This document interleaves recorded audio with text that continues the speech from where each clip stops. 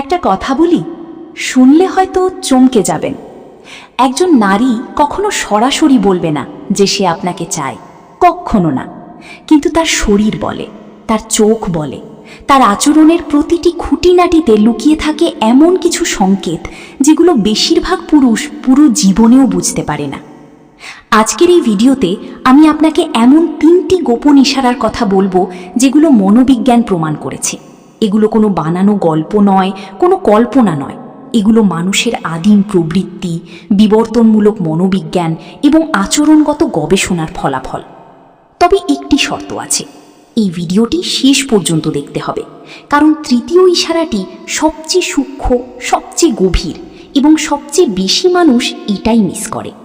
তো চলুন শুরু করা যাক। শুরুতেই একটি বিষয় পরিষ্কার করে নেওয়া দরকার। মানুষের যৌন আকর্ষণ একটি সম্পূর্ণ প্রাকৃতিক এবং জৈবিক বিষয়। এটি লজ্জার কিছু নয়, গোপন করার কিছু নয়। কিন্তু সমাজ, সংস্কৃতি এবং লালন পালনের কারণে একজন নারী তার এই চাহিদা প্রকাশ করতে পারে না সরাসরি।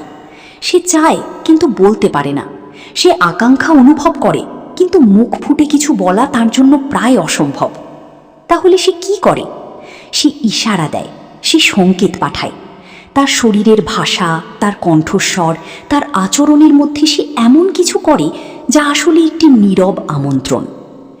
বিখ্যাত মনোবিজ্ঞানী ডেভিড বাস তার দ্য এভলিউশন অফ ডিজায়ার বইতে লিখেছেন, নারীরা তাদের যৌন আগ্রহ প্রকাশ করে পরোক্ষ সংকেতের মাধ্যমে, যেগুলি পড়তে পারা একটি দক্ষতা।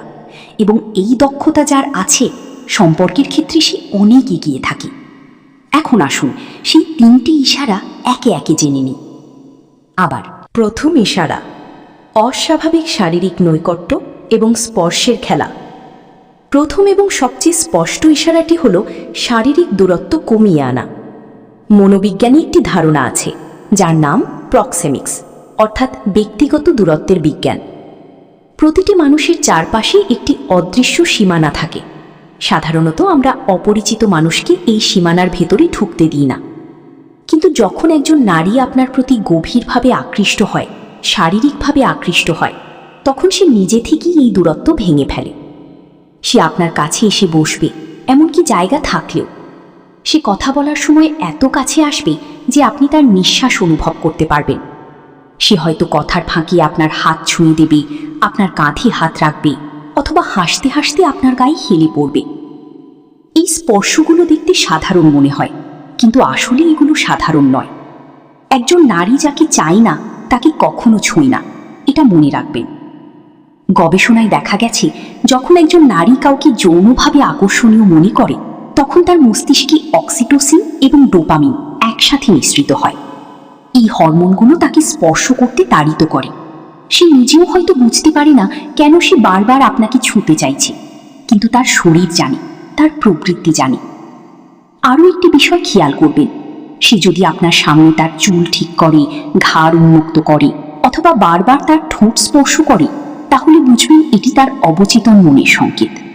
মনোবিজ্ঞানে একে বলা হয় সেলফ টাচিং বিহেভিয়ার, এবং এটি যৌন আকর্ষণের একটি প্রমাণিত চিহ্ন। তবে একটি সতর্কতা, শুধু একবার ছুঁলেই তার মানে এই নয় যে সে আপনাকে চাইছে। প্যাটার্ন দেখুন, বারবার যদি এই আচরণ হয় তাহলেই বুঝবেন এটি একটি ইশারা। দ্বিতীয় ইশারাটি অনেকেই ধরতে পারে না, কারণ এটি শোনার বিষয়, দেখার বিষয় নয়। যখন একজন নারী কাউকে গভীরভাবে কামনা করে, তখন তার কণ্ঠস্বর বদলে যায়। সে একটু নিচু স্বরে কথা বলে, তার গলার স্বরে একটা মায়া আসে, একটা কোমলতা আসে, একটা আবেদন আসে, যেটা সে অন্য সবার সাথে কথা বলার সময় রাখে না। এটা আমার কথা নয়, 2018 সালে জার্নাল অফ নন ভার্বাল বিহেভিয়ারে প্রকাশিত একটি গবেষণায় দেখা গেছে, নারীরা যখন যৌনভাবে আকৃষ্ট কোনো পুরুষের সাথে কথা বলে, তখন তাদের কণ্ঠস্বরের পিচ স্বাভাবিকের চেয়ে কমে যায় এবং কণ্ঠে এক ধরনের উষ্ণতা যুক্ত হয়। কিন্তু শুধু কণ্ঠস্বর নয়, কথার বিষয়বস্তুও বদলে যায়। সে এমন বিষয় নিয়ে কথা বলতে শুরু করবে যেগুলো স্বাভাবিক বন্ধুত্বের আলাপে আসে না। সে হয়তো জিজ্ঞেস করবে, তুমি একা একা থাকো, একা লাগে না? অথবা সে বলবে, তোমার পাশে থাকলে কেমন যেন শান্তি লাগে। এই কথাগুলো সরাসরি কিছু বলছে না, কিন্তু পরোক্ষভাবে সব কিছু বলে দিচ্ছে। সে হয়তো রাতের বেলা মেসেজ করবে, দেরি করে ঘুমাবে শুধু আপনার সাথে কথা বলার জন্য, এবং কথার মাঝে সে এমন কিছু বলবে যেটা দ্ব্যর্থবোধক, অর্থাৎ দুইভাবে ব্যাখ্যা করা যায়। এটি মনোবিজ্ঞানে পরিচিত অ্যাম্বিগুয়াস কমিউনিকেশন নামে। নারীরা এই পদ্ধতি ব্যবহার করেন কারণ এতে সরাসরি প্রত্যাখ্যানের ভয় থাকে না। আপনি না বুঝলে সে বলতে পারবে, আরে না, আমি তো সেভাবে বলিনি। কিন্তু আপনি যদি বোঝেন তাহলে পথ খুলে যায়।